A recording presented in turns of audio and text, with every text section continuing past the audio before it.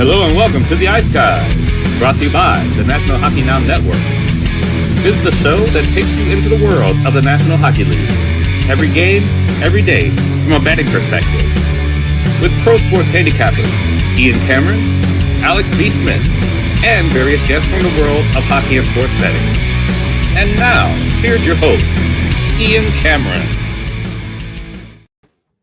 Welcome to the Ice Guys, presented by National Hockey Now, Sunday, January the 15th. Ian Cameron with you. This is going to be a very, very brief show today. We've got a 30-minute hard out today, so we're going to really rip through these games. Not going to do too much of a recap today from last night. It was obviously a huge, huge Saturday of NHL action, but we will just briefly talk about the fact that from a betting standpoint for yours truly, it was actually a solid day overall. Frustrating to have the best bet land with a push, though, I will say that. Was Lightning and Blues over the total of 6, and we had a scoreless third period, unfortunately, in that game. But the results for me were pretty solid yesterday. We cashed in with a couple of underdogs, which was nice to see. The Buffalo Sabres got it done against Nashville. Favorable spot for Buffalo there. I went to the well with Edmonton, even though they were on a back-to-back against a rested Vegas Golden Knights team. And Edmonton gets the job done. Piece by piece, brick by brick, as they say. Jack Campbell's getting some level of confidence back for the Oilers in net, which is definitely good to see. And that was interesting. The Leafs, I had a shot with them. They fell short against Boston. That was a terrific, terrific hockey game. Made me start to think, wouldn't it be great if we saw a playoff series one more time with those two teams? I mean, that was just an outstanding game. Had a little bit of everything, some nastiness, physicality, intensity, great goaltending. Allmark and Murray made some big saves, some nice goals that were scored as well. Pretty passing play. The first Bruin goal, Marchand to Bergeron, was a beautiful thing. The Matthews goal that tied the game for the Leafs was just a terrific individual effort. An incredible fight as well in that game with Wayne Simmons and Nick Foligno. I mean, that game had everything. It was just outstanding and makes you think about the possibilities just as a fan, about how exciting it could be to see those teams maybe down the road in the playoffs. But overall, it was a solid Saturday. Let's get right into the games. Now, what we're going to do today is we're going to obviously talk about all three games on the Sunday slate, but we do have two games tomorrow on Martin Luther King Day that begin at 1 p.m. Eastern, and they will begin before we start the Ice Guys show tomorrow. So what we'll do is we'll talk Flyers, Bruins, and Panthers, Sabres, the two games at 1 o'clock p.m. Eastern. Tomorrow, we'll talk about them here on this show. And then tomorrow when we're on, we'll just start with Detroit and Colorado, which is at 3 p.m. Eastern on Monday. So that's the agenda, if you will, for today's show. So with that in mind, let's get into today's card. Just three games for the Sunday slate. We'll begin in New York with the Montreal Canadiens and the New York Rangers. Rangers minus 300, huge home favorites, as you'd probably expect they would be in this matchup, and the total sitting at 6 across the board. You look at it from a Montreal standpoint, that's now, for me at least, 2 games in a row where, after a trend that was just so strong coming out of the Christmas break, was taking the opponent of the Montreal Canadiens and bet their team total over. That's now 2 games in a row. They've at least showed some level of improvement on the defensive end of the ice. The Montreal Canadiens, obviously, they still lost 2-1 to the New York Islanders.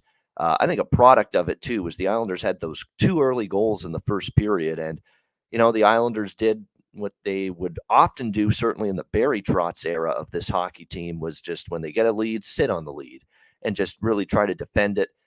And that's what we saw the Islanders do. So, they got those 2 goals, and that was pretty much it, after that. But, you look at this matchup here for the Canadiens, a back-to-back situation for them going into this one. Obviously a team that's struggling, a team that has had a tough time winning hockey games, 2-8 in their last 10 games.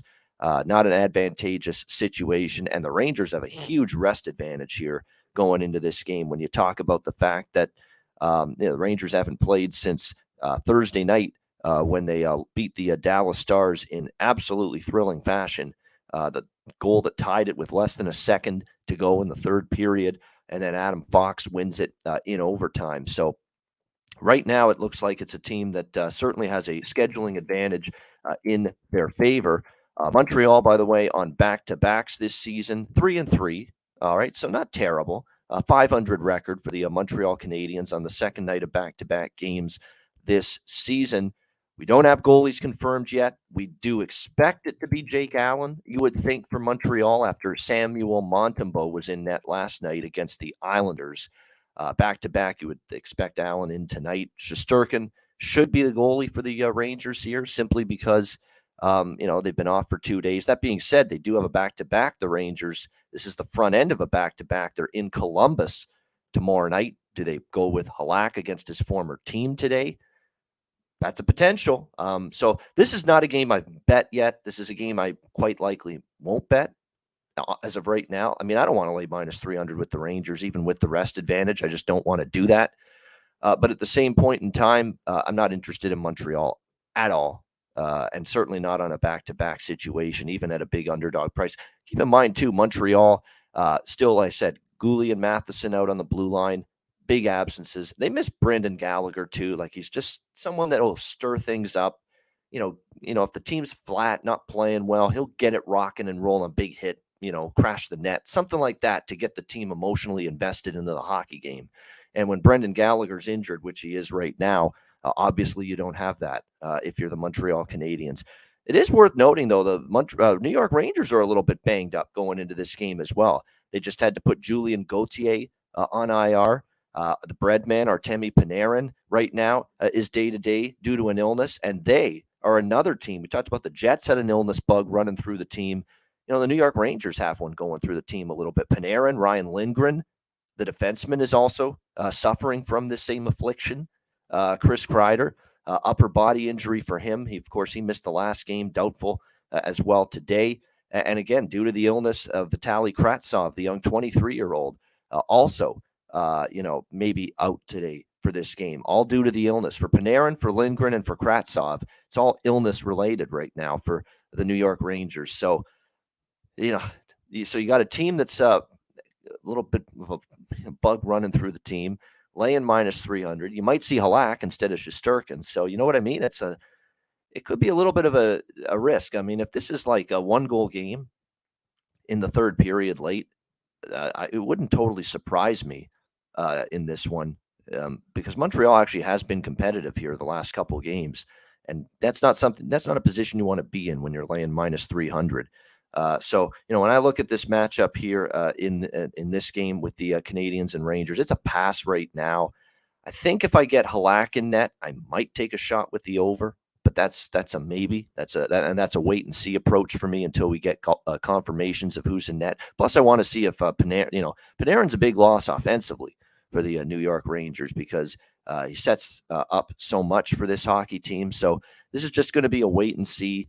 I think if you like the Rangers, the best way to approach it is the first period puck line. You're going to get obviously decent value there, better number, better price, better than anything you'll get in terms of other certain wagers in this game. You could also do the Rangers and over 5.5 combo. And again, I've talked about how the combo bets are definitely worth looking at when you're talking about trying to get yourself involved with backing favorites in this kind of price range. All right, next up, we've got the Vancouver Canucks and Carolina Hurricanes.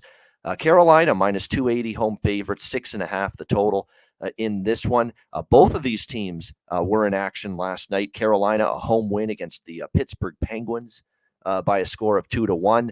And the Vancouver Canucks, yet another loss, yet another game where the opponent scores at least 4 goals, which has been just a constant theme for the Canucks all season. Their 4th straight loss.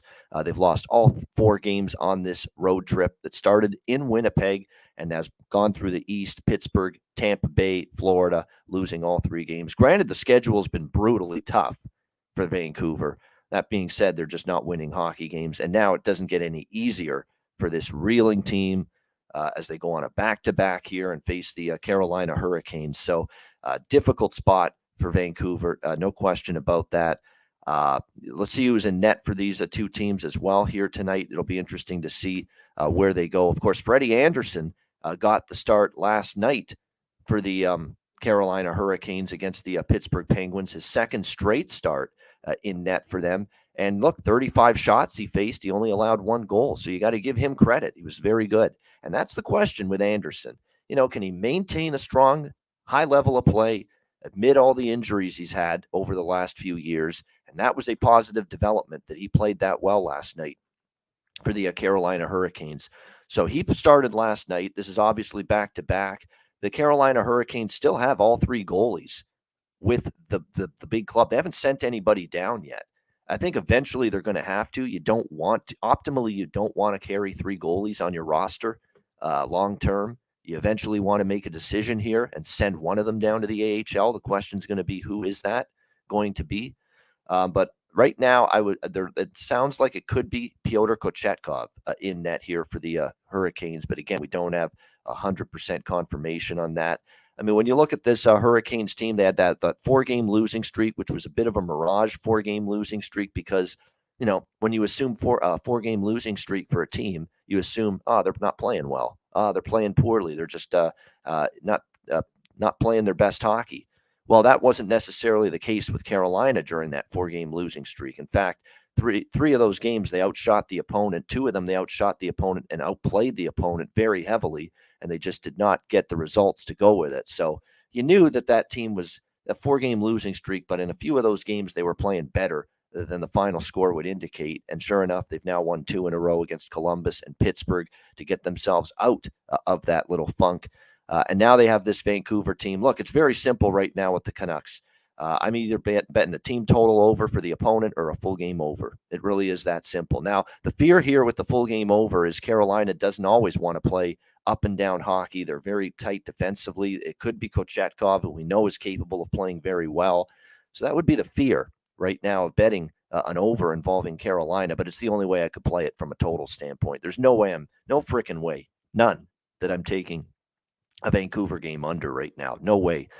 With the way they're just this defense is miserable. I can't even stress it enough how miserable they are defending in their own zone, the Vancouver Canucks. And really, it's been this way all season for them for the most part. So, Carolina, you could get the team total over 4 at -120, -125 bet MGM. Again, you can bet those half-goal increments so that instead of laying the juice with 3.5, you can get 4 instead. And get a little bit of a better price. I would be interested in that a little bit. Carolina and over 5.5. The combo bet is in play here, in my opinion. But the one concern is Vancouver going to do any of the heavy lifting offensively? So that's why if I'm going to get involved, I would probably do a split among 3 different bets. A little on the team total over 4. Trust Carolina to do much of the heavy lifting offensively, which they're very capable of doing here.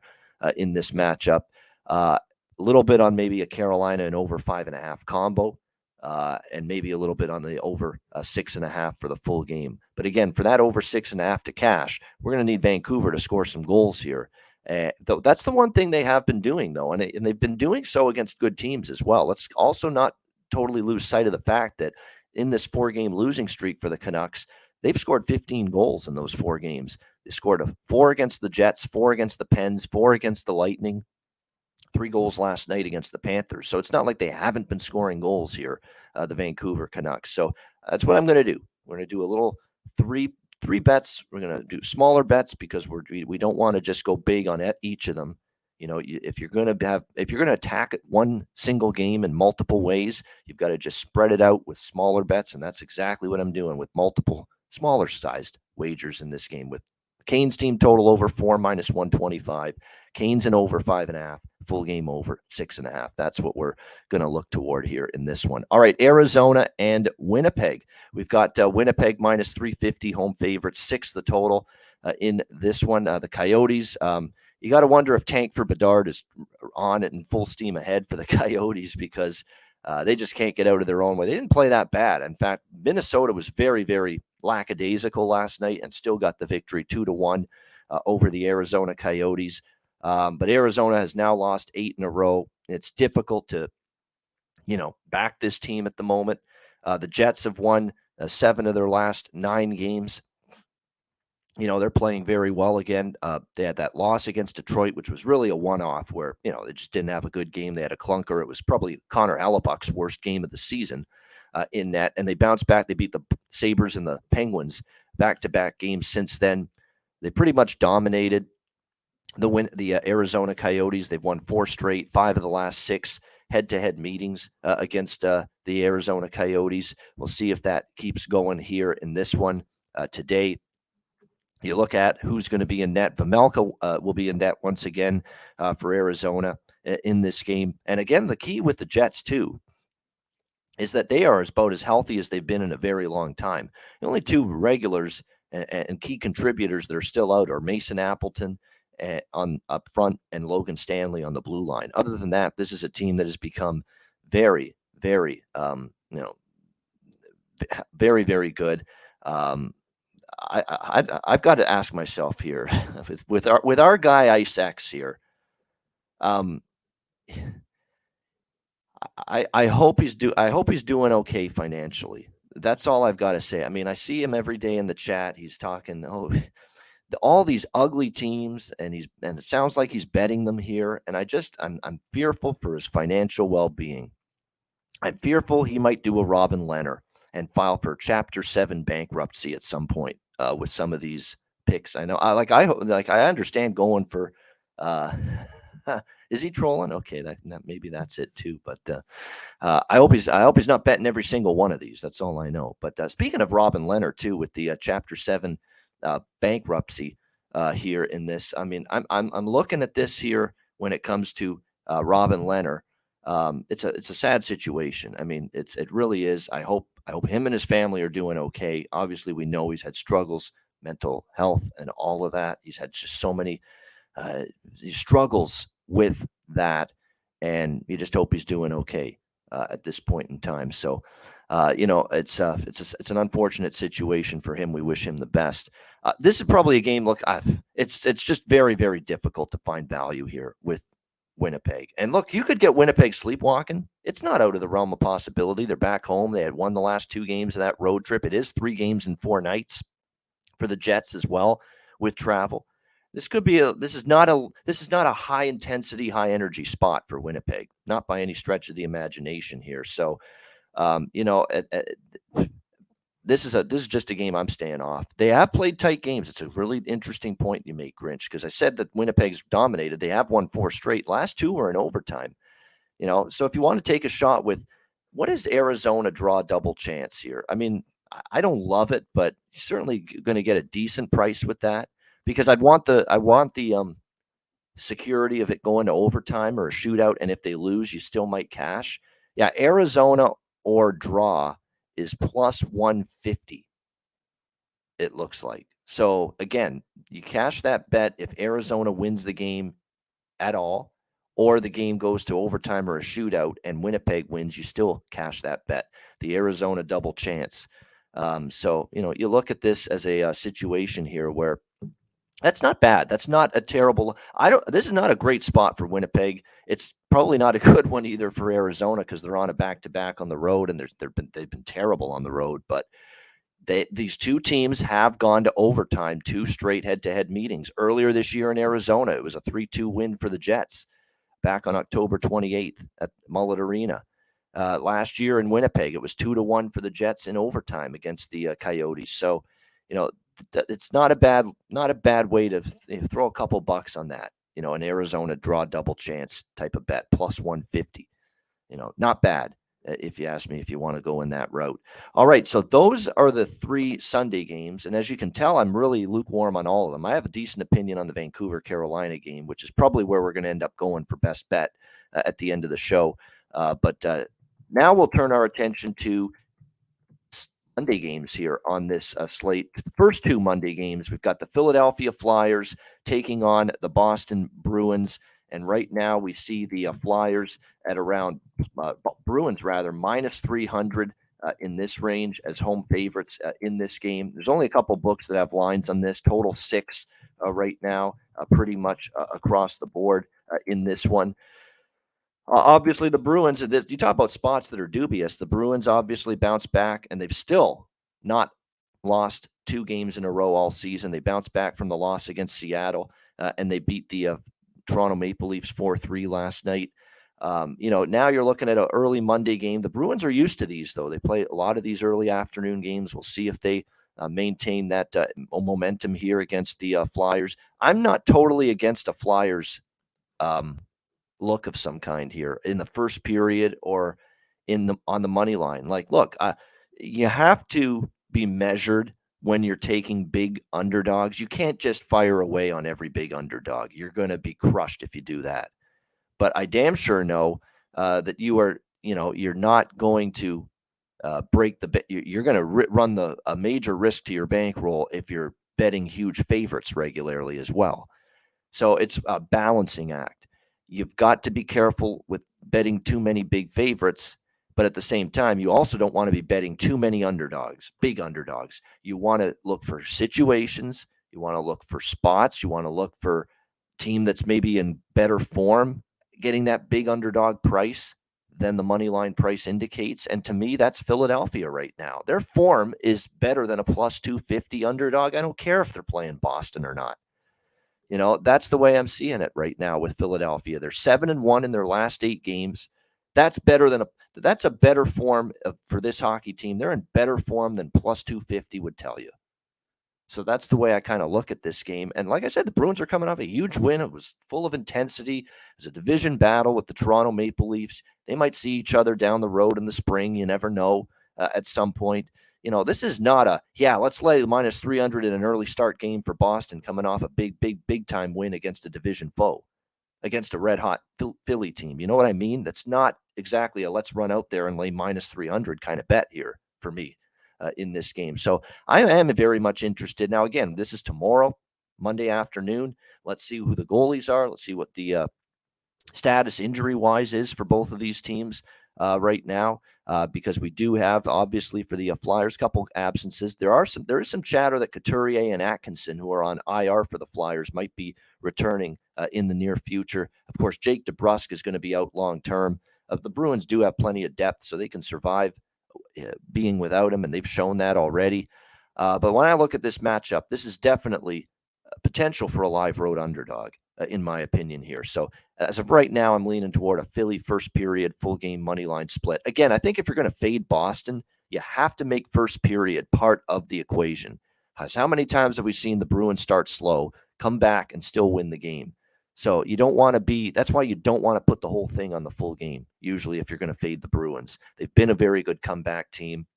They've shaken off slow starts many times before. So that's why I think if you're going to bet Philadelphia here in this game, definitely you want to split between the first period and the full game in this one. All right, the second game on the Monday card, and the last game we'll talk about here on this show, it is Florida and Buffalo.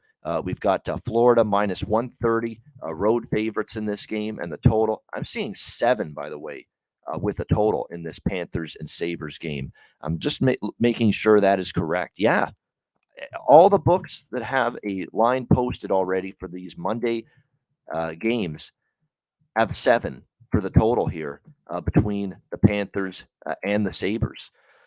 So, that is significant because obviously now we're starting to see some adjustments. And look, it was a very heavy over type of day yesterday on the Saturday slate. Maybe that has something to do with it, but definitely we are seeing the adjustments start to be made here with these totals. And look, Panthers and Sabres right now, for the most part, I mean, Buffalo's gone under a couple of times, but, for the most part, these have been dead nuts over teams. And especially of late. And Florida, you go back to the first of the year, January 1st, since 2020, since the calendar turned 2023, there have been 8, 8, 5, 6, 9, 6, 7 goals scored in Florida Panthers games. Now, that's the thing with this total now being 7. 7 is no longer a win number. If the game lands on a 4-3, which can be a typical final score, that's only a push. So it's a big adjustment. It's more of an adjustment 6.5 to 7 than it is from 5.5 to 6 or even 6 to 6.5, because now it's going to take 8 goals, to win you that bet. So I don't know if I'll touch the over here, but I will say with Florida versus Buffalo, the last several head-to-head meetings, the last 5, we've seen every game reach at least 7 goals in 5 straight head-to-head meetings between these two teams. 11, 7, 8, 7 and 7. Those have been the total goals in the last 5 meetings head-to-head, Panthers versus Sabres. So there we go. It certainly would not be interested in the under, but at 7, maybe tap the brakes a little bit on the over. I think I'm going to end up on Buffalo here. I mean, Florida laying a price on the road is not appealing to me. This has not been a great road team, other than beating Colorado, which, look, Colorado was asleep early, down 3-0. They woke up, and when they did, they took over that game. But it was too late. They dug themselves too big of a hole. They lost 5-4. You look at this Florida team on the road, 5-1 loss to the Islanders, 4-0 loss to the Carolina Hurricanes. They got pummeled by the Boston Bruins as well right before the Christmas break on the road. They lost they barely beat Detroit, I should say, 3-2. 5-1 loss at Dallas, 4-2 loss at Vegas. So this road record for Florida has not been very good as of late, especially when they've played decent teams. And Buffalo's not a great team yet. They're still learning. They're still trying to find their way to becoming the best team they can be. 21-20 on the season. But Florida's not been any good on the road this year. 9-15 road record for the Florida Panthers, and they're laying a price on the road. Not something I'm looking to do. And if you look at teams that are used to some early afternoon games, that would be Buffalo. That would definitely be Buffalo. The one hang up here is Florida is 5-0 the last 5 meetings against Buffalo. They have played the Sabres well, but you're talking here about Buffalo, a home underdog here, a team that's not been very good on the road, especially against average or better, average or above average teams. So for me, definitely interested in Buffalo plus 110 in that game early tomorrow on Monday. All right, that is the games for this Sunday edition of the show. Again, we talked the 3 Sunday games, the first 2 games on the Monday Martin Luther King Day card in the NHL. Of course, there are several afternoon games because of the holiday.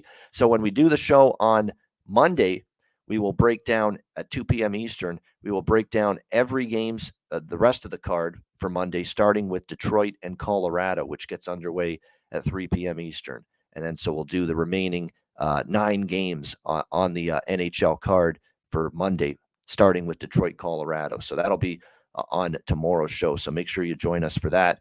103 live viewers right now on YouTube. Hit the like button on the way out. Best bet from yours truly coming right up.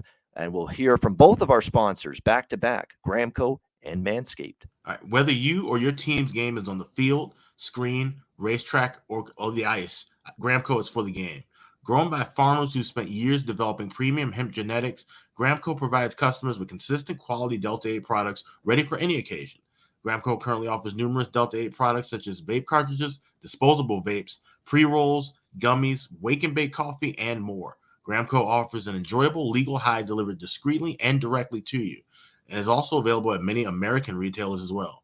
Get the best Delta 8 cannabis products on the market shipped quickly and discreetly from Gramco. If you visit www.thegramco.com, use promo code ICEGUYS, you get 25% off of any order, and all orders on the site that are $50 and higher are shipped free with standard shipping. So live elevated with Gramco and check out their wonderful Delta 8 products today.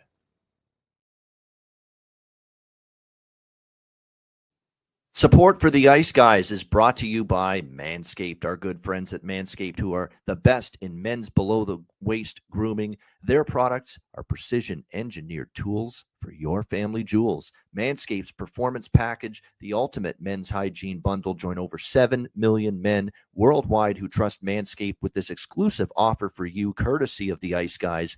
Get 20% off of any purchase and free worldwide shipping with the promo code Ice Guys. That's promo code Ice Guys, all one word, ICEGUYS at manscaped.com. If my math is correct, that's about 400 million balls that you can help preserve with manscaped.com using the promo code Ice Guys. You get the Performance Package 4.0. It is a game changer. The Lawnmower 4.0. It takes care of this, among other things. It'll keep you trim as can be. The Lawnmower 4.0, waterproof. Same thing with the Weed Whacker, which takes care of your ear hair, nose hair. I mean, nose hair in particular. You know, I'm getting up there in age, and nose hair is becoming definitely more of an issue. This will take care of it. It feels like someone's tickling the inside of your nostrils sometimes. It pisses the hell out of me. It bothers me. I need to take care of that shit. This will take care of it for you. The Weed Whacker makes part of the package that you get with your Manscaped purchase, and the Manscaped Performance Package 4.0. You also get the ball toner. You also get the ball deodorant, keep you smelling good and looking good and feeling good down in the nether regions. This package is really going to make you feel good and look good and look better, slim, trim. That's what it's all about. And manscaped.com can help you out with that. So make sure you take advantage of this. Manscaped.com. Get 20% off and free shipping with the promo code IceGuys at manscaped.com. That's 20% off with free shipping at manscaped.com, and use the promo code IceGuys. Unlock your confidence and always use the right tools for the job with Manscaped.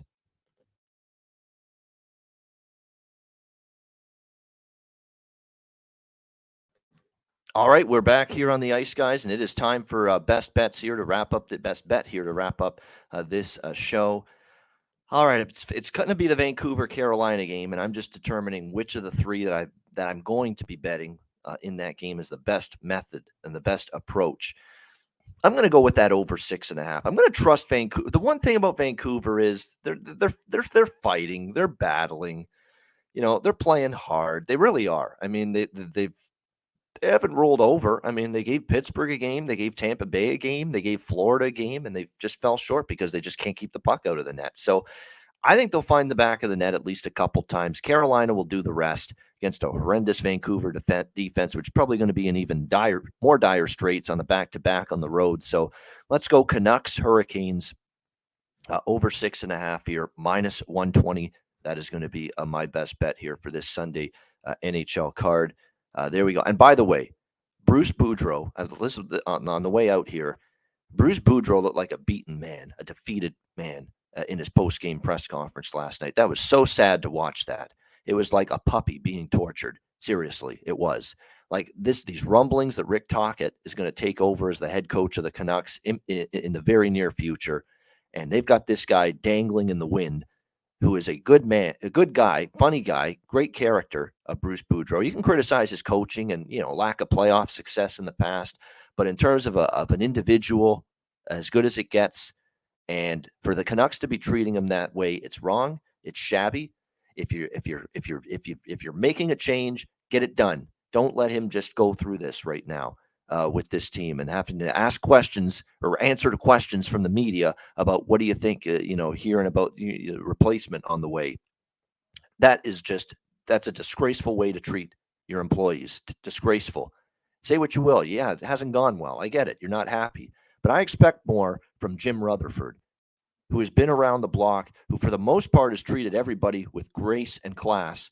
And if the fact that he is having a hand in this treatment of Bruce Boudreau is sickening to me, because this guy has always done it the right way for most of his NHL career. And to see this happening right now, and Bruce Boudreau just dangling there, knowing that his days are numbered, and you don't even have the decency to, put the poor guy out of his misery right now. It's awful. It's awful treatment. It's just another hideous development in a season to forget and a season from hell for the Vancouver Canucks, whether it's horrible play on the ice, whether it's, issues off the ice, whether it's Tanner Pearson's treatment for his hand injury getting all fucked up. And now it's this, letting Bruce Boudreau just hang there, knowing that, you're probably going to make a coaching change sooner rather than later. Awful stuff from this team and the way they're going about it. And where's Aquilini? Where the hell's the owner? Your team is just floundering, and you can't find this guy anywhere. Can't find him with a telescope. Francesco Aquilini. Where are you? Sipping some wine? Some Italian restaurant somewhere? You're with all your money? Come on. Make an appearance and address this shit show that you've got going on with this franchise. Anyway, that's all I've got to say about that. Thanks to everyone for joining us. Hit the like button on the way out. A reminder, the Ice Guys is live 7 days a week, Monday to Friday, at 2 p.m. Eastern, Saturday and Sunday, noon Eastern. If you can't watch the show live, download the Ice Guys podcast in audio form on all major podcast platforms: Google Podcasts, Apple Podcasts, Spotify, Stitcher, iHeartRadio, Amazon Music, and more. Download the Ice Guys podcast when you can't watch the show live. I'm Ian Cameron. Have a great Sunday. Enjoy the games and good luck. And we will talk to you again tomorrow on Monday for another edition of the Ice Guys presented by National Hockey Now.